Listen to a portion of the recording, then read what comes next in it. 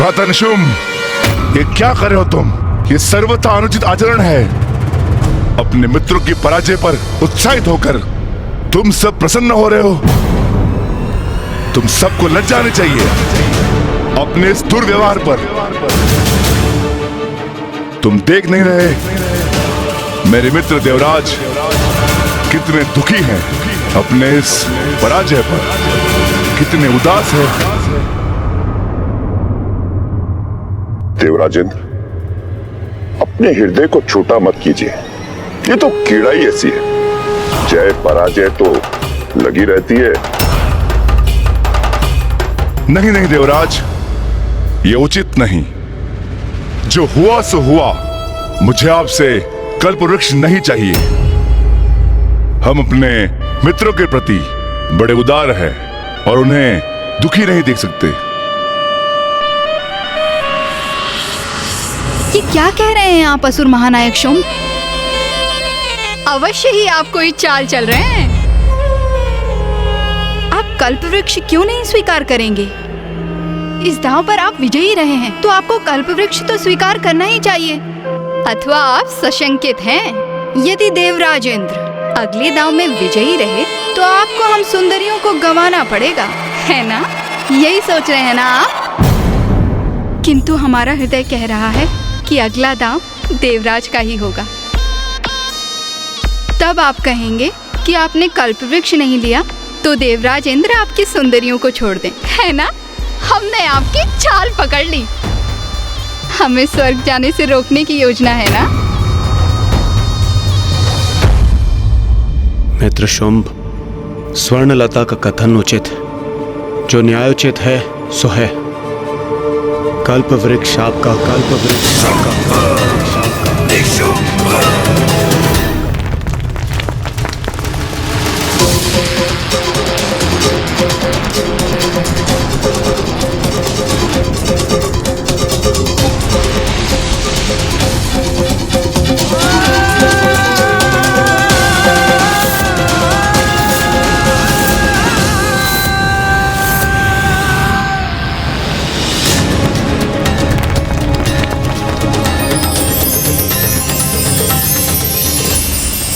जो हुआ सो हुआ, किंतु अब मैं इन असुरों को उस सब का आनंद लेने कदापि नहीं दूंगा जिस पर केवल मेरा अधिकार है। असुर महानायक शुंभ, चलिए एक और दाव लगाते हैं। देवराज, आप ये क्या कर रहे हैं?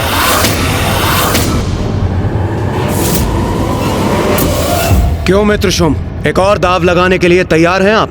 देवराज, आपके मुख और नेत्रों में इतना क्रोध, मुझसे कोई भूल हुई क्या?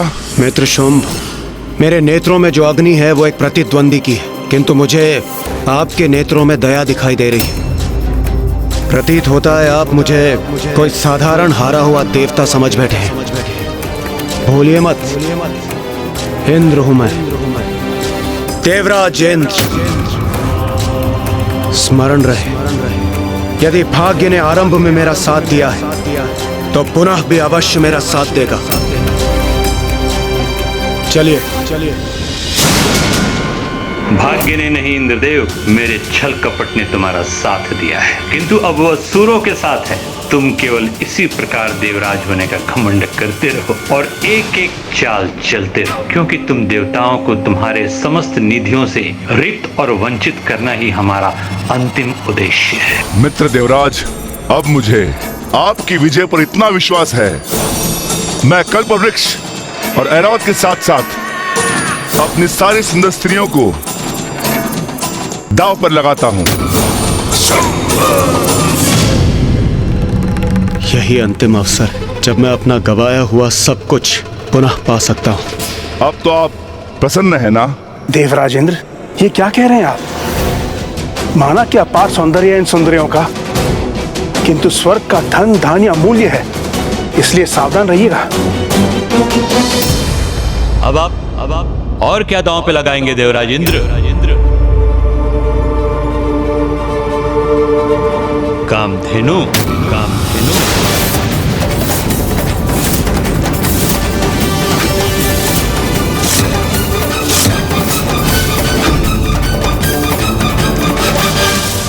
उचित है। मैं कामधेनु को दांव पर लगाता हूं। अब देवराज इंद्र पूर्ण रूप से खो बैठे अपना विवेक भैया। माता कामधेनु को दांव पे लगा रहे हैं। हाँ गणेश, द्रुत क्रीड़ा की लत लग गई है अब उन्हें। वो एक ऐसे दलदल में प्रवेश कर चुके हैं गणेश, जहाँ से निकलना अत्यंत कठिन है। मैं उनके नेत्रों में क्रोध देख रहा हूँ। शुंभ से पराजित होकर उसे पराजित करने की इच्छा से उपजा क्रोध, उससे और अधिक जीतने की ईर्ष्यापूर्ण इच्छा, असहाय होकर पुनः सब कुछ प्राप्त कर लेने की आशा, और इन सभी नकारात्मक भावनाओं से प्रेरित होकर वो अपनी बुद्धि और विवेक दोनों ही खो चुके हैं।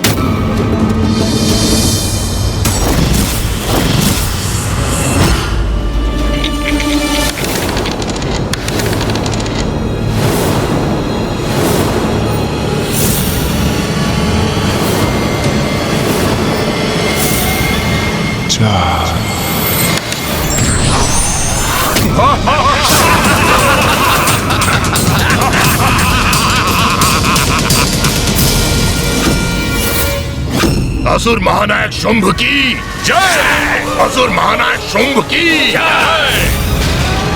इंद्रदेव, आपने माता कामधेनु को गवा दिया।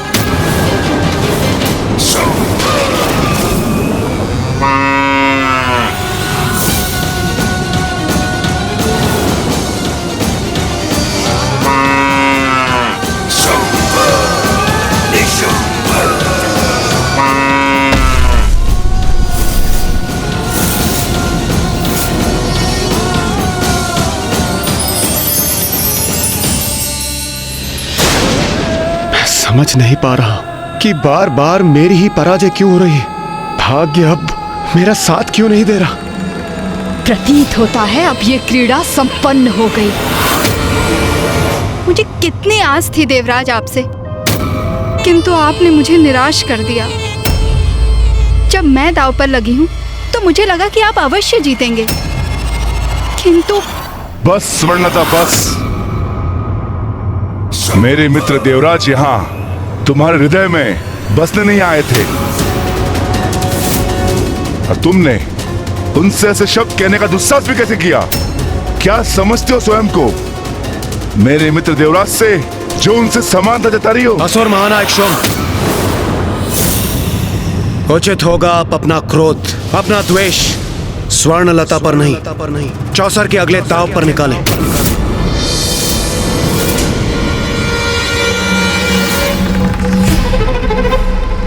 इंद्रदेव, मैं आपसे विनती करता हूँ, अब बस कीजिए। सब कुछ तो आप खो चुके हैं, अब कम से कम अपना आत्मसम्मान और अपनी मर्यादा तो। सूर्यदेव, असुर महानायक शुंभ एक कबला स्त्री का अपमान कर रहे हैं, इसलिए मैं एक और दाव लगाने पर तत्पर हूँ, जिससे कि मैं उस स्त्री के मान की रक्षा कर सकूं।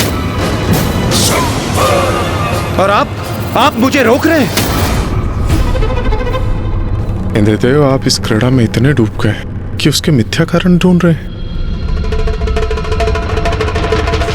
देवराज मात्र दाव ही नहीं हार रहे, अपनी नैतिकता एवं उचित अनुचित समझने की क्षमता भी खोते जा रहे हैं।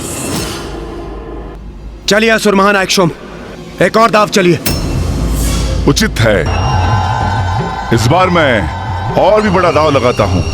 यदि इस बार आप विजयी हुए तो ऐरावत, कामधेनु और कल्पवृक्ष के साथ साथ आप उन सभी के अधिकारी होंगे जो आप मुझसे जीत चुके हैं।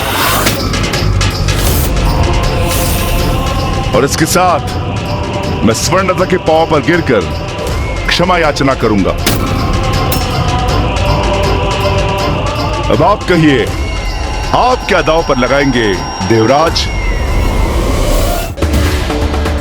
सृष्टि पर जब बढ़ा असुरों का अत्याचार, तब गणेश ने लिया विनायक की अवतार। जानिए गणेश के इस अनुपम रूप की कहानी। स्मरण रखिए देवराज इंद्र, जब असुर महानायक ने अपना दांव इतना बड़ा कर दिया है, तो जब आप दांव पे लगाएं तो आपका दांव भी इनके समकक्ष होना चाहिए।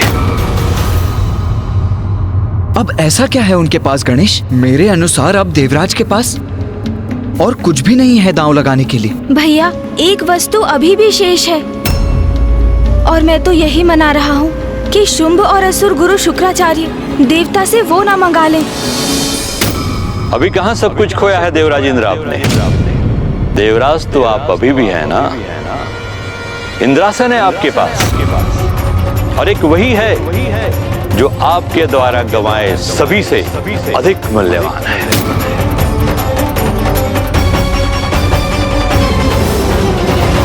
तो इस बार इंद्रासन पर दाव लगाइए।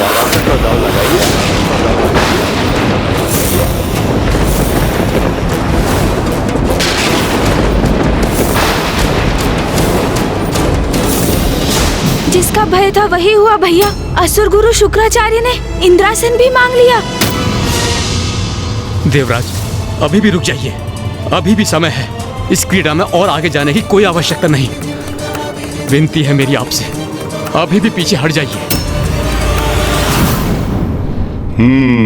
स्वर्णदा, अब तुम्हें बात समझ में आ रही है ना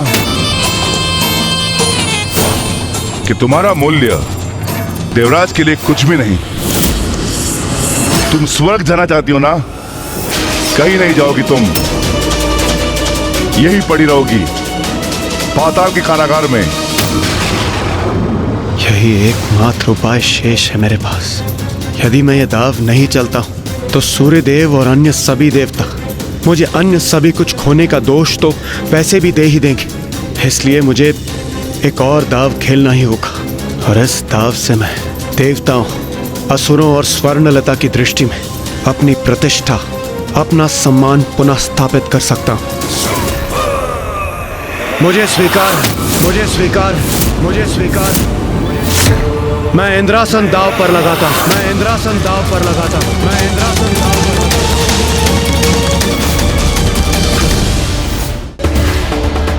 सृष्टि पर जब बढ़ा असुरों का अत्याचार, तब गणेश ने लिया विनायक की अवतार। जानिए गणेश के इस अनुपम रूप की कहानी।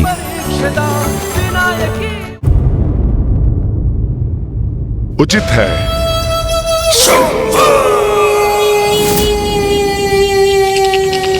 इस दाव में विजय प्राप्ति के लिए आपको 3 और मुझे 6 का अंक चाहिए।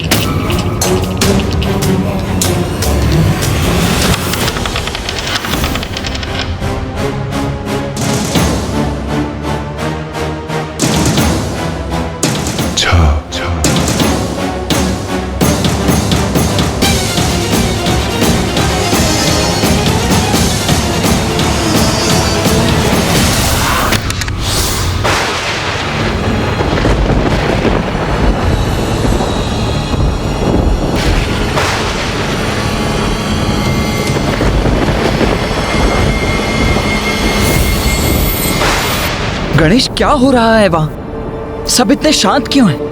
कदाचित इंद्रदेव विजयी हो गए? भैया, इंद्रदेव पराजित हुए। इंद्रदेव पराजित हुए।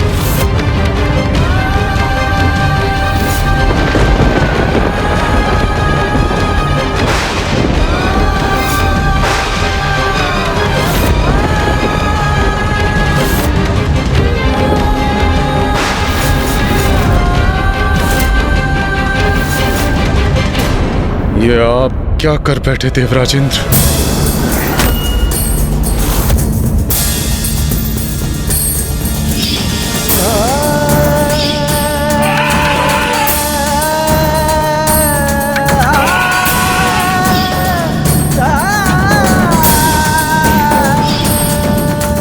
ये क्या कर बैठे देवराज? अपना सब कुछ गंवा चुके आप। यहां तक कि इंद्रासन भी। किंतु अब इन्हें देवराज पुकार कर देवराज शब्द का अपमान मत कीजिए। अब ये देवराज नहीं रहे, इनके हाथ से इंद्रासन जा चुका है। मैंने छीन लिया इनका इंद्रासन। स्वर्ग का देवराज मैं बन गया हूं असुर महानायक शुंभ।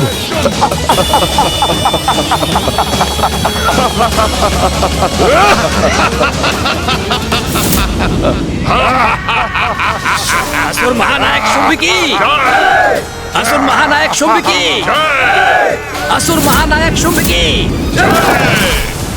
महाराज शुंभ, ये देवता अपना सर्वस्व गंवा चुके हैं। अब इनके पास कुछ भी नहीं बचा है।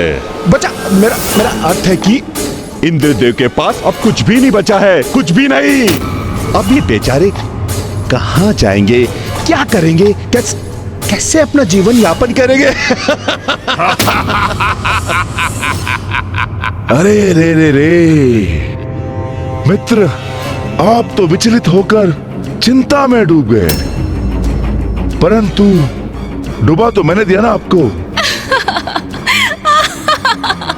ना आपके पास पद रहा, न निवास, किंतु मैं आपका मित्र हूं और मैं आपको दर दर की ठोकरें खाने पर विवश नहीं करूंगा। मैं असुर महानायक शुंभ और देवराज होने के नाते आपके लिए एक उचित स्थान नियत करूंगा। क्या होगा इनका उचित स्थान? हाँ, यमलोक, यमलोक, यमलोक, यमलोक, यमलोक।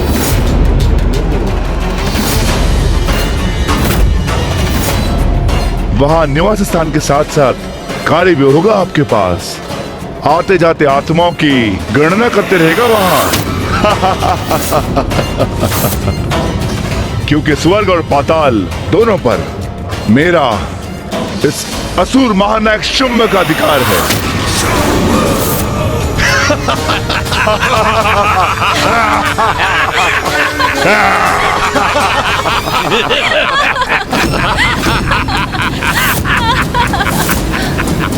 अंततः बल से नहीं तो छल से ही विजयी हो गए।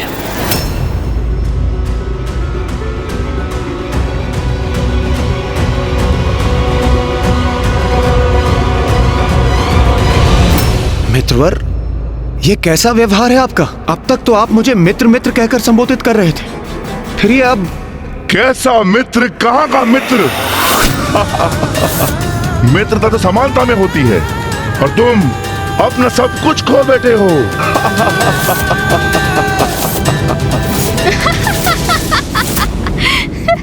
अरे देवराज इंद्र, असुर महानायक शुंभ उचित ही तो कह रहे हैं। अंततः मित्रता समानता ढूंढती है और आप यहाँ अपना सब कुछ गंवाकर निर्धन होकर इनके सेवकों से भी निम्न हो चुके हैं।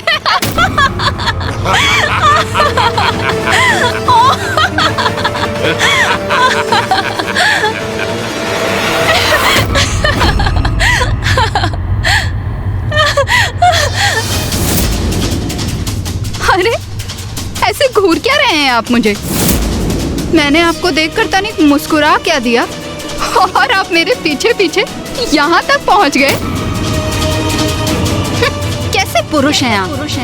जिस व्यक्ति का स्वयं पर कोई नियंत्रण नहीं, वो देवराज के पद पर स्थित रहने के योग्य नहीं।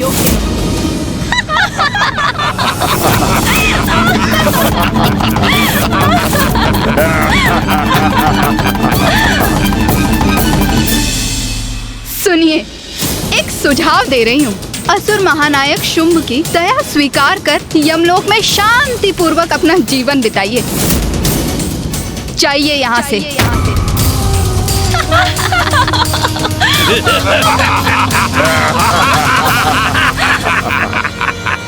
मित्रता नहीं, मित्रता के ढोंग में छल किया है इन असुरों ने मेरे साथ, और मैं उसमें फंसता ही चला गया।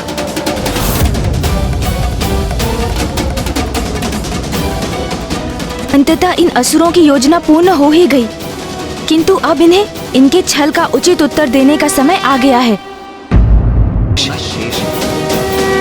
अब कुछ शेष नहीं, सब कुछ समाप्त हो चुका है। मैंने इन देवताओं से इनका सब कुछ छीन लिया है, किंतु तुम्हें इसका भान कैसे होगा, क्योंकि हमने तुम्हें भोजन में व्यस्त रखा था।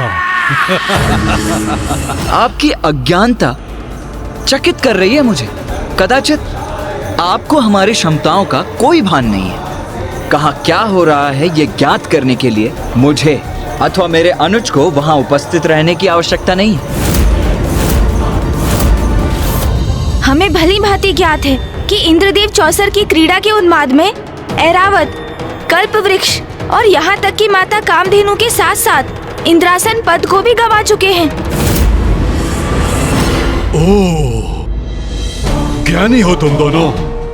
तो बताओ, जब देवराज पद ही चला गया तो क्या बच गया इंद्रदेव के पास? उनकी मूर्खता के सिवाय, जो हमारे छल में बार बार फंसते ही चले गए। हमारे मित्र नहीं, हमारे परम शत्रु। ये देवता हम असुरों से मित्रता करेंगे, हाँ? मानाक्षम, ये देवता कदाचित उचित कह रहे हैं। अभी भी इनके तन पर शेष आभूषण बचे हैं। हाँ, वो तो शेष है इनके पास। इन्हें इनसे भी वंचित कर देना चाहिए। हम यमलोक में आभूषणों का क्या लाभ?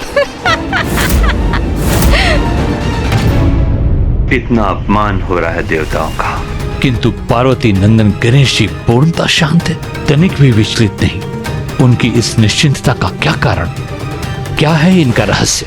बुरे कर्मों का परिणाम तो देवताओं को भी भुगतना होता है। फिर तुम तो मात्र एक असुर हो शुंभ। अपनी शक्ति और बुद्धि का जितना अभिमान करोगे, उतना ही भयानक दंड भी भुगतोगे। ऐसे टुकुर टुकुर देखकर मेरा समय व्यर्थ मत करो। उत्तर दो मेरे प्रश्नों का।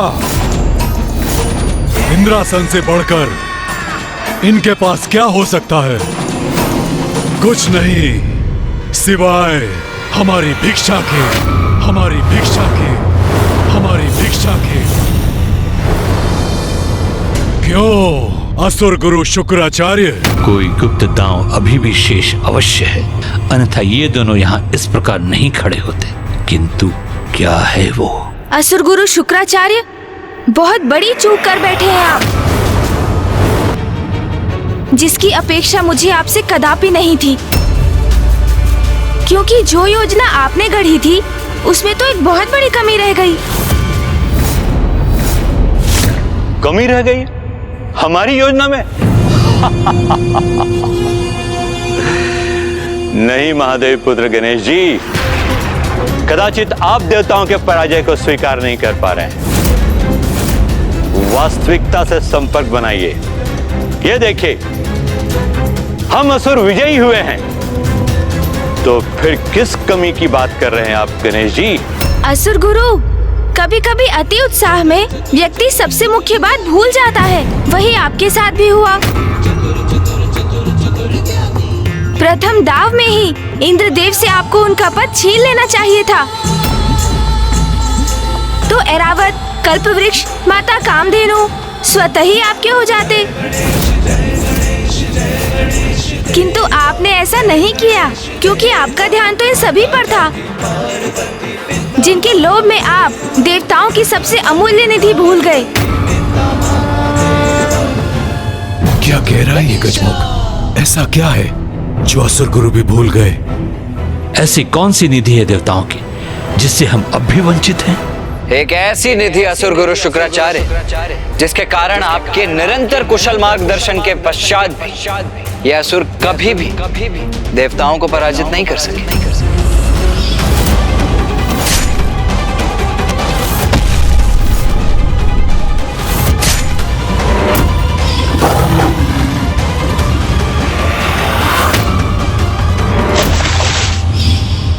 वो निधि जो देवताओं को देवता बनाती है।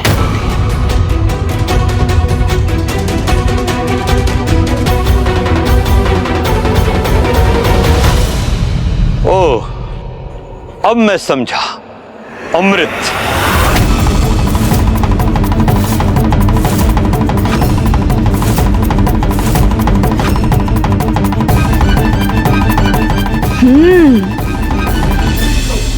अमृत, उचित कहा कुमार कार्तिकेय। अमृत अभी भी सुरक्षित है। हाँ, अमृत असुर गुरु शुक्राचार्य, अमृत, उस पर तो अभी भी हमारा ही अधिकार है। गुरुवर, ये क्या कह रहे हैं? क्या अर्थ है इनका? इसका अर्थ मैं तुम्हें समझाता हूं शुंभ। सब कुछ प्राप्त कर लेने के बाद भी तुम कितना अधिक जियोगे? 1 सहस्त्र, 2 सहस्त्र और अधिक से अधिक 4 सहस्त्र वर्ष। किंतु उसके पश्चात एक दिवस तो ऐसा अवश्य आएगा जब आपको मृत्यु के मुख में प्रवेश करना होगा असुर महानायक शुंभ।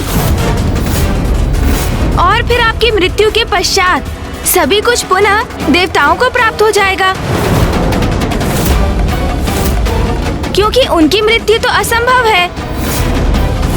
वो अमृत के कारण अमर है ना देवता। ये कैसा अनर्गल प्रलाप है? इंद्रासन मैंने प्राप्त किया है तो अमृत भी मेरा ही हुआ। नहीं असुर महानायक शुंभ, अमृत पर एकमात्र देवराज का ही नहीं, अन्य देवताओं का भी समान अधिकार है। देवराज होने के नाते वो मात्र इसके संरक्षक है। अनेकों बार शक्तिशाली असुरों के अनेकों प्रयास के बाद भी असुर अमृत प्राप्त नहीं कर सके। वो देवताओं के समान अमर नहीं हो सके। तो गुरुवर, आप बताइए कि इस अमृत को कैसे प्राप्त करें हम? अरे, आपने ध्यान से सुना नहीं? असुर गुरु ने क्या कहा? अमृत तो सभी देवताओं का है, किंतु प्रथम पूज्य होने के नाते बिना मेरी सम्मति के अमृत को लेकर कोई कुछ नहीं कर सकता। किंतु यदि आपको अमृत चाहिए तो उसे भी प्राप्त कर सकते हैं आप असुर महानायक। किंतु उसके लिए आपको मेरे साथ चौसर के दाव में विजय प्राप्त करनी होगी।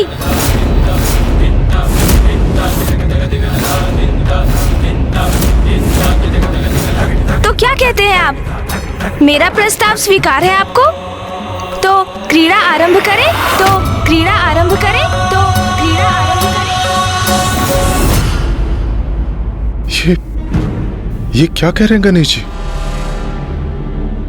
एकमात्र अमृत ही तो शेष है हमारे पास, और यदि उसे भी दांव पे लगा दिया तो हम अपना सर्वस्व खो बैठेंगे। चिंता मत कीजिए सूर्यदेव, गणेश को भली भांति ज्ञात है कि वो क्या करने जा रहा है। आप बस शांत रहिए और इस क्रीड़ा को होने दीजिए। इस बार इस क्रीड़ा का परिणाम अवश्य उचित ही होगा। उचित है, क्रीड़ा होगी, अवश्य होगी।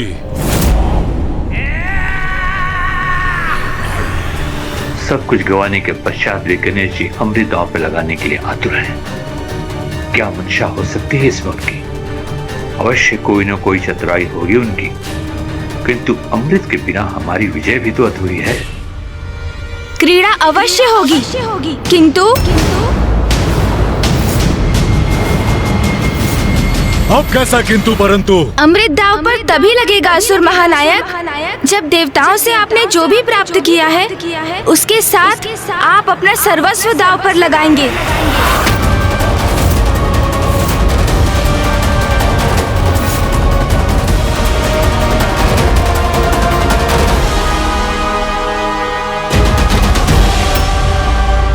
मुझे स्वीकार है। जब आपको हमारी शर्त स्वीकार है तो विलंब क्यों? आरंभ करते हैं। अवश्य, इस आरंभ में ही तुम्हारा अंत है।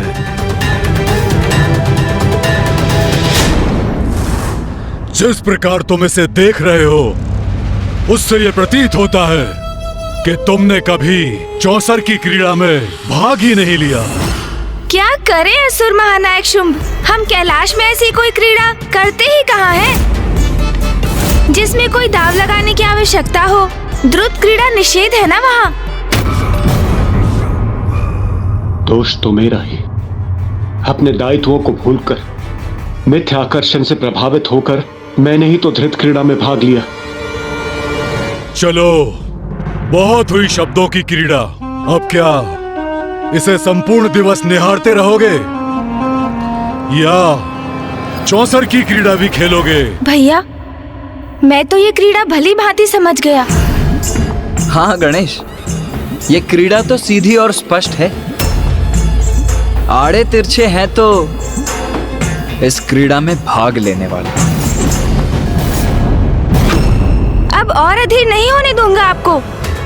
लाइए असुर महानायक, मुझे पासे दीजिए। इसे दे दूं पासे? पार्वती नंदन गणेश जी फेंकेंगे पासे?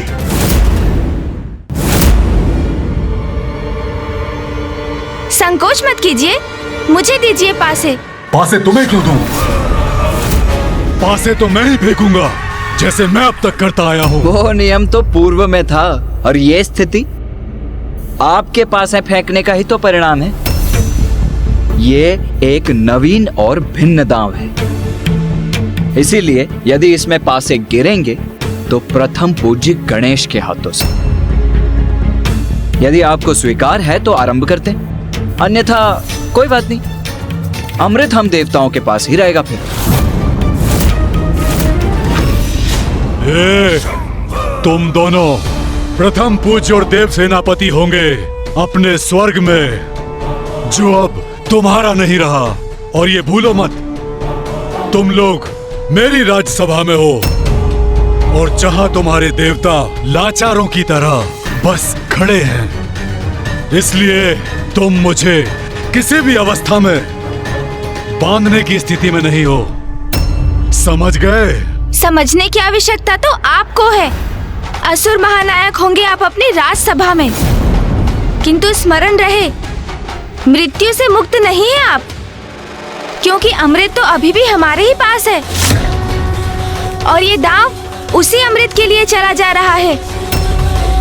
इसलिए हम जितना चाहे उतनी अवस्था लगा सकते हैं आप पर। इस व्यर्थ के विवाद का कोई लाभ नहीं। अब गणेश जी को पासे दीजिए और क्रीड़ा को संपन्न कीजिए। परिणाम सबके समक्ष स्वतः ही आ जाएगा। तुम 100 बार भी ये मायावी पासे फेंकोगे तो भी विजय तो मैं ही होऊंगा, और एक बार अमृत पर मेरा अधिकार हो जाए तो तुम्हें भी उचित पाठ सिखाऊंगा मैं। कुमार कार्तिकेय ने हमें शांत रहने के लिए कहा, तो मैं अभी बहुत चिंतित हूं। गणेश जी किसी प्रकार हमें इस विकट स्थिति से निकाल दे, बस इतना ही चाहता हूं। ये विकट स्थिति जो आपने उत्पन्न की है, मैं अपनी भूल के लिए कितनी भी क्षमा क्यों न मांग कम, किंतु जो भूल मुझसे हुई, मैं नहीं चाहता कि वो भूल पुनः हो। मैं तो बस इतना चाहता हूं कि अमृत हमारे हाथ से ना जाए।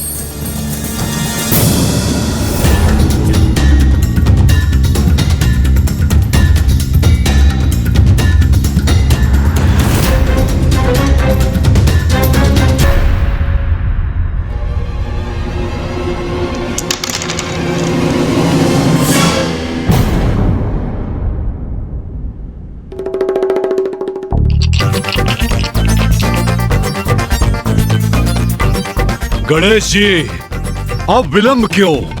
आरंभ करो। क्या हुआ गणेश? दांव चलो, फेंको इन्हें। वो भैया, चौसर की क्रीड़ा का अभ्यस्त ही कहा हूँ मैं, कभी इसमें भाग ही नहीं लिया, और उस पर इतना बड़ा दांव अमृत का, उसके विचार से ही थोड़ा विचलित हो रहा हूँ भैया। अरे चिंता मत करो गणेश, बस पासों को ऐसे हाथ में लो, ऐसे घुमाओ और फेंक दो।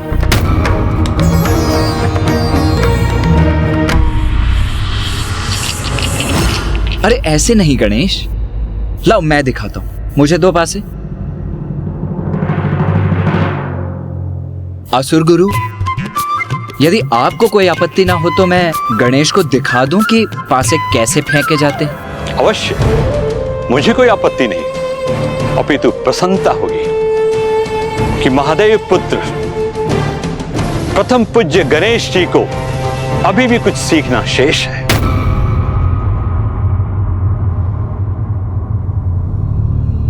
ये देखो गणेश, इतना सरल है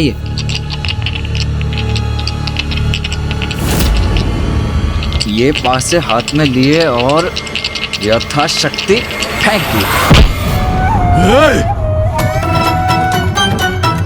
ओह, ये क्या हो गया मुझसे? मुझे क्षमा कर दीजिए, मुझे आपको आहत करने का कोई आशा नहीं था। आप कहीं आहत तो नहीं हुए ना? गणेश और मैंने कभी पासे फेंके नहीं है, तो अभ्यास नहीं है। इसलिए मैंने कहा था पासे मैं फेंकूंगा। अब दो पासे अपने भ्राता को और इस क्रीड़ा को संपन्न करो।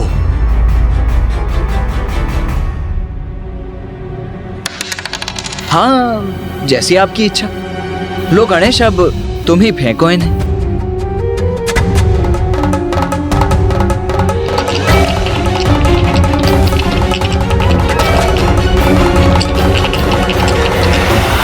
अब क्या हुआ? क्यों रुक गए? वो शुंभ जी, यदि मैं एक आध दाव अभ्यास कर लूं, तो आपको कोई आपत्ति तो नहीं ना? अभ्यास का एक दाव? हाँ, वो मैं सोच रहा था, मैं प्रथम बार ये चौसर का दाव चल रहा हूँ ना, तो इस क्रीड़ा को भली भांति समझने के लिए यदि एक आध दाव अभ्यास कर लेता तो अच्छा होगा ना। अमृत का दाव इसके पश्चात कर लेते हैं ना? नहीं गणेश जी, अमृत का दाव इसी बार लगेगा, यही निश्चित किया था आपने। असुर गुरु शुक्राचार्य, इंद्रदेव को तो आपने इतनी बार बिना कुछ दांव पर लगाए क्रीड़ा करने की छूट दी थी। उनके साथ तो क्रीड़ा के आरंभ में असुर महानायक शुंभ जी ने बिना किसी वस्तु को दांव पर लगाए क्रीड़ा की थी, तो मेरे साथ भेदभाव क्यों?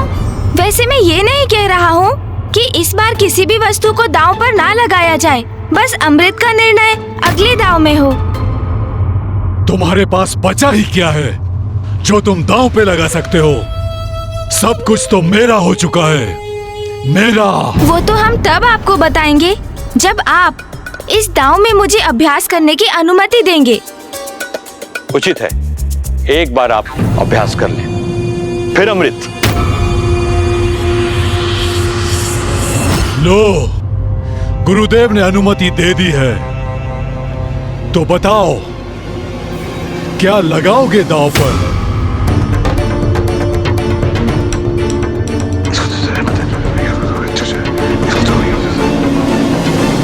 नहीं नहीं गणेश, मैं सहमत नहीं हूँ। कुछ इतना महत्वपूर्ण और इतना विशाल दांव पर लगाओगे तुम?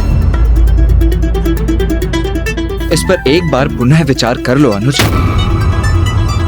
जो दांव पर लगेगा वो महत्वपूर्ण और विशाल है, अच्छा है, बहुत अच्छा है। मैं निर्णय ले चुका हूँ। हमारी ओर से अभ्यास हेतु मैं दांव पर लगाता हूँ।